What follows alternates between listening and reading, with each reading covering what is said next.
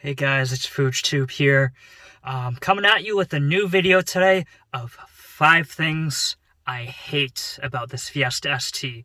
So let's get right into it. The first thing I hate about this car is the cabin air filter. It is in the worst spot possible.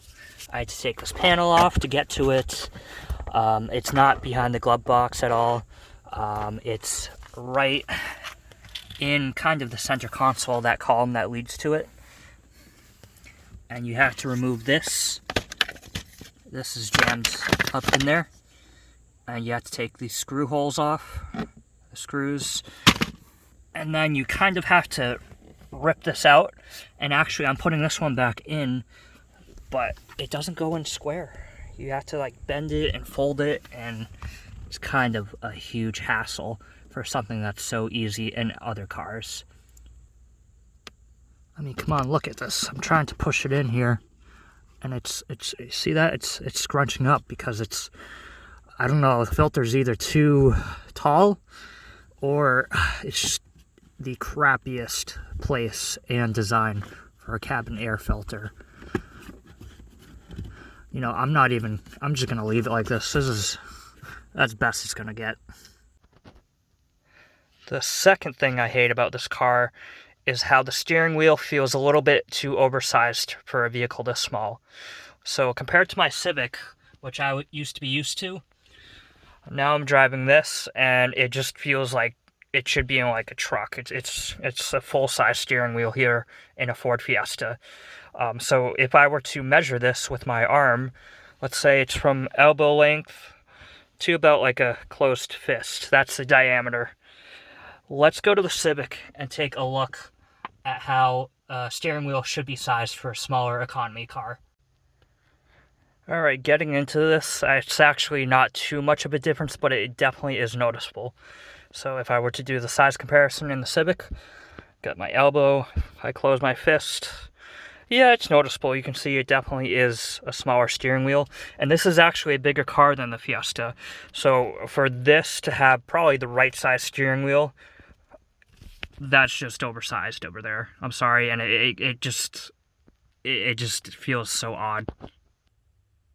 And the third thing I hate about this car, it was going to be the fact that you should probably hit the subscribe button and also smash that like button.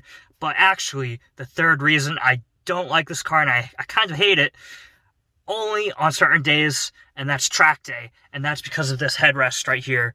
These recliner seats are fantastic. However, when you're on the track, you have to wear a helmet. And when you're wearing a helmet, that takes a lot more space. And this headrest tilts forward. It's great with no helmet. As you can see, I can rest my head very easily. But on track day, I was hunched forward. My head was tilted forward that whole track day. It was fine. I did it. It's doable. But you really don't want to be doing that. So that's my third thing. And moving on. Okay, the next thing I hate about this car is when someone's trying to get in the car, it's kind of hard to let them in when the doors are locked.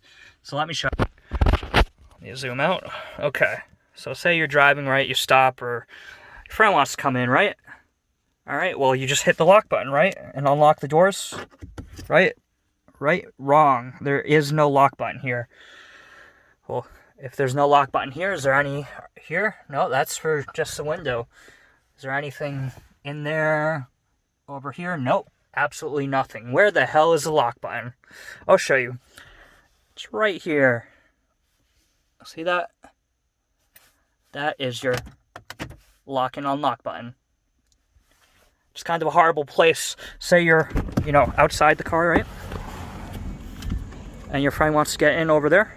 You can't just unlock it here, no. You either have to take your key out of your pocket, which this is a proximity key, so really you should be keeping it in your pocket. But really, it's kind of a hassle. I mean, I know it's a budget economy car, but come on, they could add an extra button. They could probably do a split button right here, right? Do one for the window lock, one for the door lock. Well, that is one of the reasons. But oh well, just have to deal with it.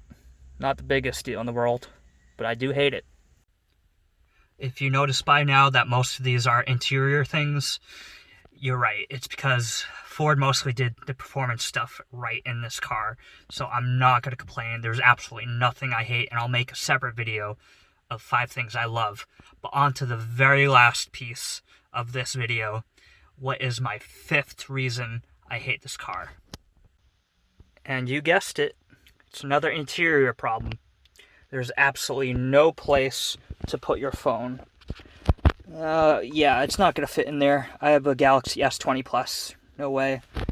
This pocket, you can't even really put anything there. If you accelerate, anything's just going to fall right out. Cup holders, yeah, you can lay it in there, but you're not going to see anything. What about like vent mounts? Well, guess what? I tried a vent mount, and these are at such an awkward angle, and actually my vent mount broke because you just keep having to adjust it with this weird angle. So you can see the scratches right here. That's from the vent mount, and there's really no good place to put your phone. Over here, you're not going to use that for a vent mount. If anything, maybe you could use this 12 volt, and they make these extenders that come up and hold your phone. That's doable. There is actually something I'm trying very soon. I'll bring it to you guys because I think any other Fiesta ST owner should know about it. A little sneak peek, but it is related to this kind of, this 5th hate. Well, thanks for watching this video. Now, if you don't subscribe, you really should, because there's going to be more videos coming out, including 5 things I love. Also, I'm trying to get out with my buddies, do some tunnel runs in some tunnels in Mexico. They might be part of Mexico. I think they're part of Mexico. But we're going to get some really cool video doing that. And also, I have another Kangamegas cruise that I'm going on, and it's going to be in the fall. So it's going to be absolutely stunning with all the foliage. All right, peace, guys. Off for a drive.